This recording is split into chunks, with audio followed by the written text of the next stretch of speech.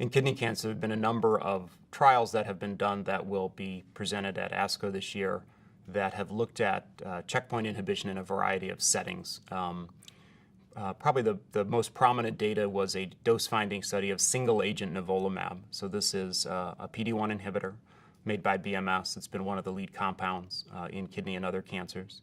And this was a randomized phase 2 study, 50 patients per arm. Patients were randomized to one of 3 doses of drug. Even after a very large phase 1 study, it wasn't clear what the optimal dose of drug was. It's a little bit different than traditional chemotherapy or other drugs where we sort of determine the maximum tolerated dose.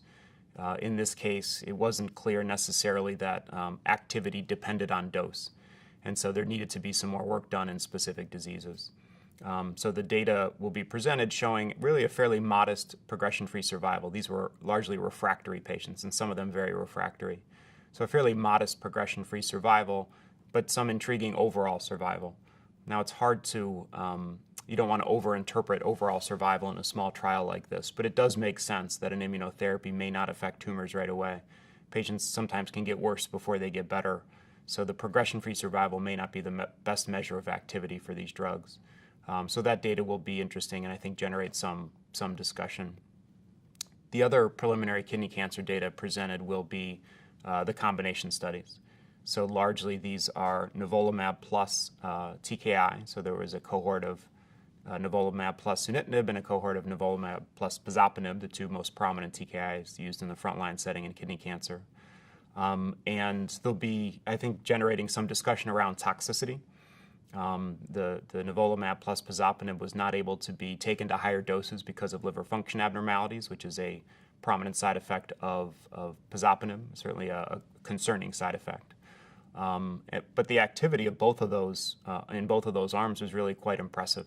So from a path forward standpoint, it's not quite clear whether that's going to be a path forward, whether just combining those 2 active drugs makes sense, whether it'll be tolerated, whether it's better to sequence them, whether we can use biomarkers to select one drug or the other for particular patients. But I think the data is interesting. And then perhaps the most interesting and relevant is the NuvolaMap plus ipilimumab trial, which will again be presented here. This was based on data in melanoma presented at ASCO last year, which is really quite astounding in terms of magnitude of anti-tumor effect, magnitude of tumor shrinkage, and really the rapidity with which metastatic melanoma patients got better, which is again a very difficult disease. So because of that experience, it was tried in kidney cancer, and there's clear anti-tumor activity, a high response rate. There's still data being gathered for progression-free and overall survival. And again, it's a relatively small single-arm study. So again, we don't want to overinterpret, but it is active enough, that it will be sort of one of the regimens further developed in this disease. Again, balanced against fairly significant toxicity. It's been a learning curve for us as physicians managing these patients, and I think it's a whole new arena now of getting to know immunotherapy again and getting to know immunosuppression like steroids and infliximab and other things we do to treat side effects.